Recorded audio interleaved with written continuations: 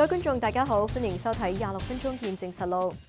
每年6月係加拿大原住民歷史月，紀念原住民對國家社會嘅貢獻以及慶祝原住民文化。而6月21號就更加係全國原住民日。喺今集嘅節目，我哋將會深入去了解 Squamish 原住民部族點樣透過一個語言項目重建自我認同與社區連結。而一棟現時坐落喺 BC 省 Squamish 地區嘅建築，對於 Squamish 原住民嘅語言復興又扮演住啲乜嘢角色啦？ Even before I got the opportunity to learn our language, I had a dream completely in the Squamish language with a distant relative of mine. We had a full conversation, and even before that, I didn't know I can only speak 1 or 2 words in the language, and just in the dream, knowing that it's like just rooted in our spirit as well as our DNA is just a beautiful thing to experience. So just being able to bestow that upon my kids even before that is a beautiful thing. 去年8月，呢一座擁有112年歷史嘅校舍，穿越 Barak 海灣，嚟到位於北軍嘅 Squamish 原住民部族。We greeted it.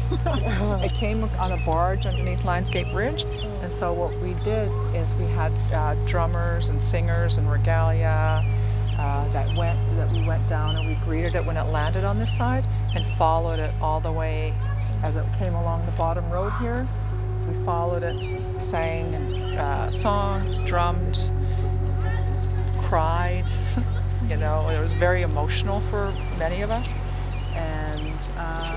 And then they parked it over there for a while before they actually put it into the spot. 而在此之前，呢一座建築物曾經面臨消失嘅風險。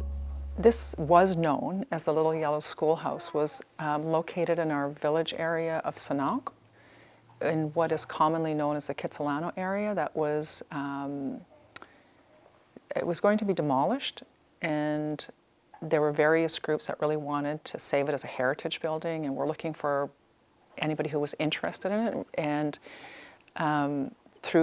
there were multiple parties involved. That somehow I came to the Squamish Nation and talked to the right people, and we were already scrambling for space. We used to have our language nest across the street here at the littlest one school, but they're growing and they're expanding for grades, so they needed their space back. We had nowhere to go. We didn't have anything. And timing was really, I think it was impeccable, the timing. For us, we believe it was spirit-driven, that the building has come here from our village of Sanok. We believe that even the timber that is built, the structure underneath has got this huge timber, old-growth timber, that would have come from the area in the village of Sanok and is now in our village of Homolchesan. 經過幾個月嘅翻新工作，今年春天，呢一座黃色嘅建築物終於迎嚟咗佢嘅新主人。We moved into this building, it was February 5th. We didn't have a space before.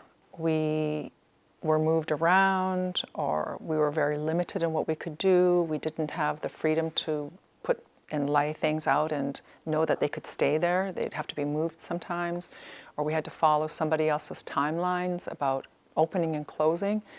And so I think that having a dedicated space is one of the greatest things that I think has happened. This is our nest home that we get to call home. 每個星期1到星期4，卡雅都會準時喺呢一個家裏面等待佢嘅家人們到嚟。We arrive, we open up the nest, so it's like putting up the blinds, making sure everything's clean, and then we come into the kitchen. So one of us, or maybe 2 of us, will be preparing snack.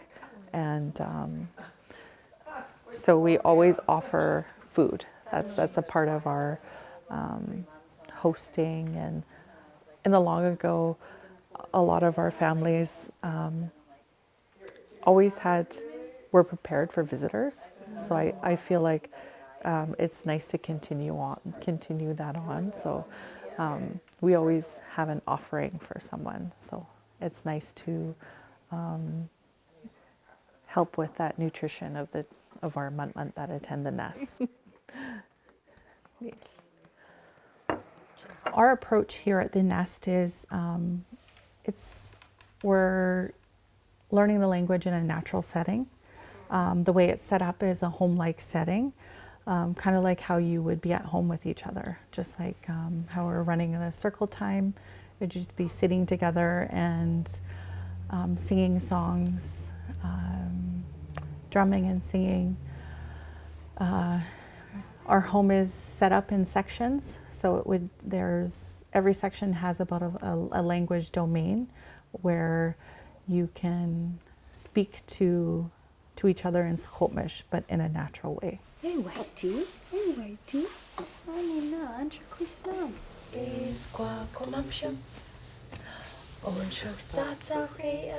also think it'd be healthy to grow past and kind of grow and develop from the institutionalized anxiety of speaking your Indigenous language in the home as much as you can, as Sarah said. Even if it's just like 1 or 2 words a day in your Indigenous language, it's more than some of our not so distant ancestors were allowed to speak, and now we are allowed to speak. And taking advantage of doing so is very important.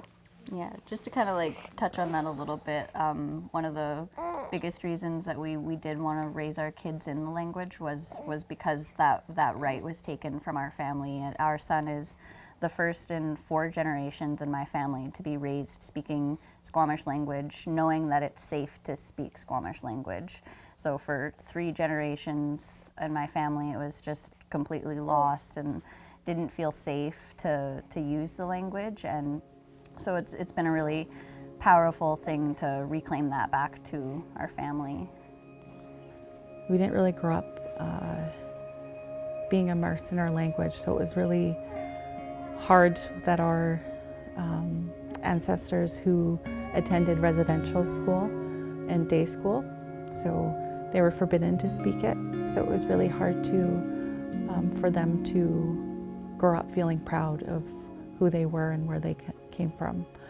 Not long ago, when I was a child, when my aunties would get ready to go to town, they would get dressed, they would speak to each other and say, okay, this is where we're going to go to town. We're not going to speak our language, only English. That's not how it is now. That's not how it's going to be for our children. They're going to be free and are. That's the invitation, making that space to say they can speak the language and it can be heard across our homelands, wherever they are.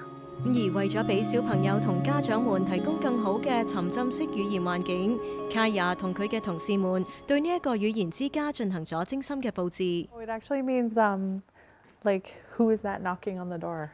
Yeah, it's like swatmat ahle wa aim. Like who's knocking? Yeah, so we say that like who's that knocking on the door? Yeah. 而類似咁樣嘅帶有 Squamish 發音注譯嘅示意圖，幾乎遍佈咗整個教室。This here is where the little ones gather, even us as the older people.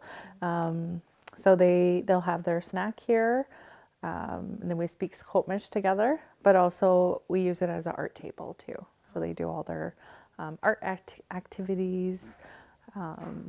Yeah. And what are those? This is the word for table, and that's linitem. So we have that on there, and then on the back of the chairs, which is the word, is kaik. Yeah, so we have it. We try to label as much as we can, just for just reminders for new beginners when they're learning, so they can use it as opposed to the English word. Yeah, and then over here is our squishatsot ayek, kind of is our playroom area where we do a majority of our Squamish speaking here. So we have less toys because we find less is more, and the less we have, the more we can speak. And they always have their favorites that they go to, and they'll play it every day. So. And a lot of our animals that you would see, we have many songs that we use with our animals. The kids love them.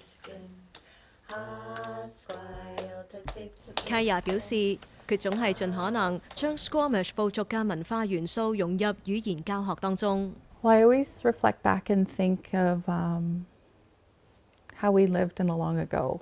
Like together we would live in a longhouse with so many families living in a longhouse, and we would do things together. Everything from ceremonies, drumming and singing, weaving. We have, each one of us brings gifts to the nest, and one of the gifts that one of our Chishamane, we call ourselves Chishamane, and it's to be motherly towards someone. One of them is a wool weaver, so we just recently purchased looms, and she's going to teach our families how to make their own regalia, whether it's from headbands or quarter bags that we'll use in ceremony. And then while we're making it, we'll be speaking Squamish together. 而呢一度嘅小朋友亦都總係能夠俾 Kaya 帶嚟驚喜。 And there's also a 9-month-old that's in our nest, and she said one of the probably hardest words in our language. Consists of 5 sounds. So it's gauchk, and she said it to one of our Chishamane, and I think we were all shocked when she said it. We couldn't believe it. But now she's actually going from saying that to now singing a part of our like good day songs. So she sings the hot squile Chisha, which means good day to her mom. So now she's singing. And she only just turned a year old. I think it was like 3 weeks ago. Yeah, so there's many milestones that I feel like it's on the daily that there's something good that's happening. We haven't had a first language speaker, a fluent first language speaker of the Squamish Nation, I would say in maybe roughly 90 years because of residential schools and the impact. And this place and space is offered a dedicated space for language to be learned, to be immersed in. And when our children, the youngest ones from 0 to 3 come in, they are immersed in the language. There's no English being spoken. And so it's providing that space for our next generation of first language speakers. So it's very significant. Our children at this young age are having an opportunity to hear really complex sounds in our language that are not made in English, that many adult learners have challenges with to properly pronounce. And Kaya, that you spoke to, our language teacher, has let me know about some of what I would say things that we celebrate, where some of the children are speaking and saying very complex sounds without thinking about it. And so, yeah, it's providing a space and place for our next generation of fluent first language speakers of our Squamish Nation. Samaya 表示，永久地址嘅成立對於語言計劃嘅發展至關重要，而接落嚟嘅，佢哋會對呢一個空間嘅外部環境進行進一步嘅裝修。We've got work to do on the outside of the building. We've done a lot of the renovations completely on the inside, but we have the outside to do. And then along here, so we're going to paint, we're going to work on the windows. So what's going to go along here on the outside is the name of our building here, and Tsipsbelken is going to be put along here. It's not complete yet, but it's coming. If you come back after the summer, it will look completely different. The color will look different. We're going to work on the playground in the background, and the outside in the backyard, in the back area. We're going to have it set up and designed for 0 to 3-year-olds, so something that they can have some outside time and yeah. Squamish 原住民嘅語言復興項目正在為佢哋嘅族人打開新嘅文化之門。語言係佢哋嘅根基，承載住過去嘅記憶，亦都指引住未來嘅方向。喺下一節，我哋將會深入了解呢一啲嘅努力點樣影響住佢哋嘅生活。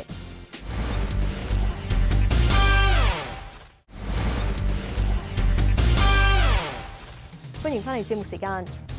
Squamish 原住民嘅語言復興運動啊，係一場關於文化認同同共融嘅旅程。咁等我哋一齊去深入了解一下，佢哋係點樣凝聚社區、樹立文化自信呢？ Her name is linitem, and the word ale means dream, and then natum is to do something to yourself. So it's like to dream of her, basically, is her name, is to dream of me. But we just think of it like the one who is dreamed of.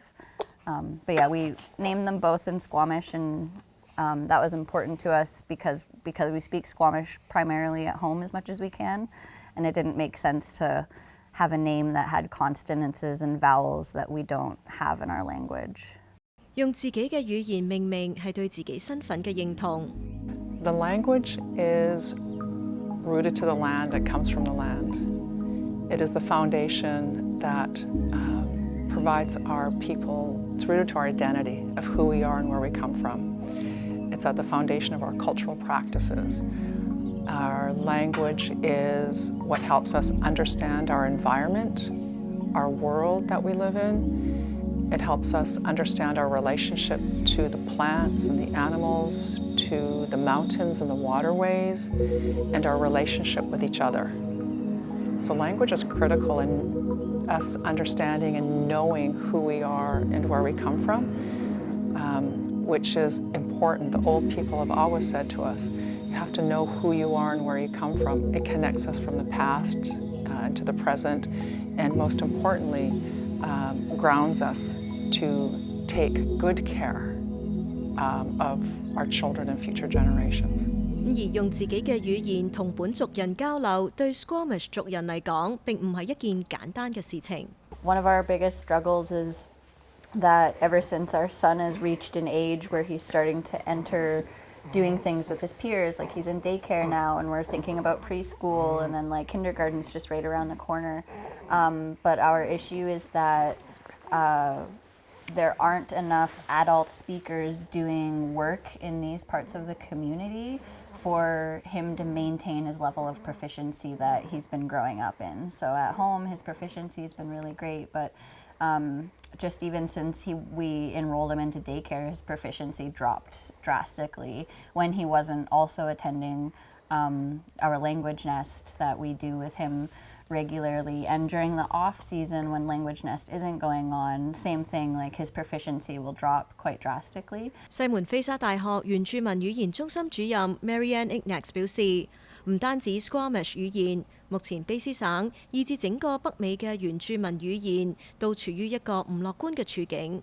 而要承傳原住民文化，當務之急就係要保護呢啲瀕危語言。 So that's what we've been doing to document languages, not so much for the purpose of academia, but for the purpose of present and future generations then being able to rely on that knowledge and put it to use for their own learning and for the future generations that will learn languages. And the other part then is seeing that we're in this situation of critical endangerment, our most urgent task is to produce a critical mass of adult speakers of languages that are at a level where they can carry on conversations, they can speak the language as long as is necessary. Samaya 亦都指出，只有掌握語言，先至能夠更好咁傳承其文化脈絡。而 Squamish 語言之中有好多詞彙係冇辦法直接翻譯㗎。 Swallowing those thoughts and your feelings inside. It's not only that, but it's how you conduct yourself. When you go to get a cup of tea for an elder, or you go to help somebody, not because you have to, because you're moved, that's what you do. That's your swallowing. That's showing your thoughts and your feelings. It's love, you know. So concepts in our language or words, love that. I want to understand what I'm saying, you know. So we have teachers within our department that I sit with and we'll do that. Talk about what does a word, like what are we saying? Because it's connected to the land, it's connected to our environment. It's connected in understanding who we are and what our relationship is. You know, we don't have words for cousins. You know, we have to understand where we fall in the family to know, are we brothers, aunties, uncles, sisters, and knowing who you are and where you come from, you can make that relationship and reference them in the proper way. You know, and that speaks to our world, our values, and who we are. Samaya 強調，語言作為文化嘅重要載體，能夠幫助人了解歷史，從而更好咁走向未來。Because I can't imagine doing anything else. There's, I would say, yeah, there's just, it's not a job, first off, it's a body of work that I'm committed to. I believe I have a role to play. I talked about kind of a puzzle, everybody's got a role to play. We can't do, no single person can do everything. We need each other collectively, our people need each other. We need it to speak the language because you can't speak by yourself. You can't learn by yourself. So I have a role to play in the work that's happening with the growing the Squamish language and cultural learning opportunities for the people. And so that's brought me here. I absolutely believe that's the response. That's the one that's going to unwind what's happened for the impacts and effects of residential school. The language and the culture is the answer. I think that's why we try to keep him immersed in our community, where he's seeing and hearing Squamish language being used normally, and it doesn't feel like he's the alien going into all of these English spaces, but it feels like, oh, this is normal. Everybody around me is speaking Squamish language too. So we always prioritize like community events, language gathering as language speakers for that reason, to make him feel safe and comfortable using the language, because that it is like probably our biggest barrier is with raising him as a first language speaker, is that it's hard to keep him encouraged when not everybody around him is speaking, and it's not really a whole lot that we can help with. I mean, there's only like maybe a little over 100 Squamish language speakers as there is, and they can't all be doing everything all at once. So we try to educate people within these areas of small words and phrases that might help too.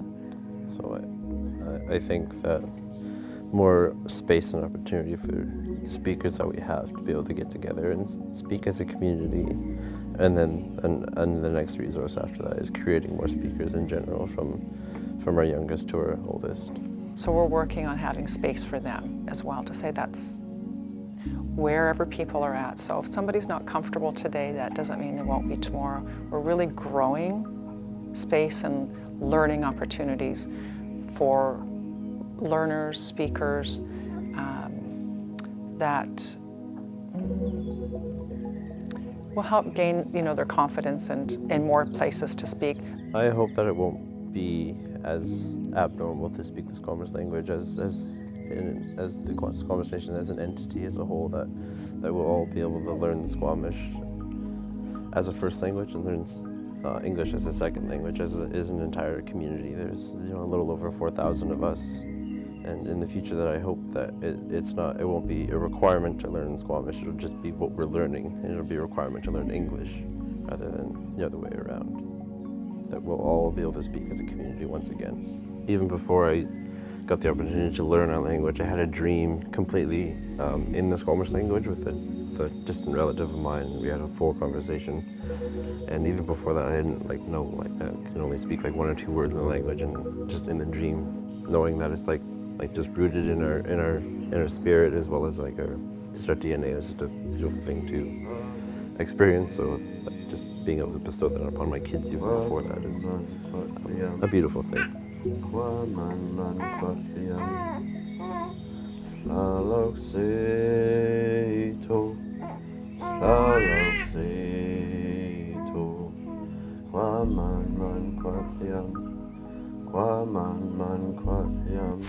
好啦，今集嘅節目時間就差唔多啦。咁如果觀眾對我哋嘅節目有啲乜嘢意見嘅話，係好歡迎大家以電郵嘅方式同我哋聯絡㗎。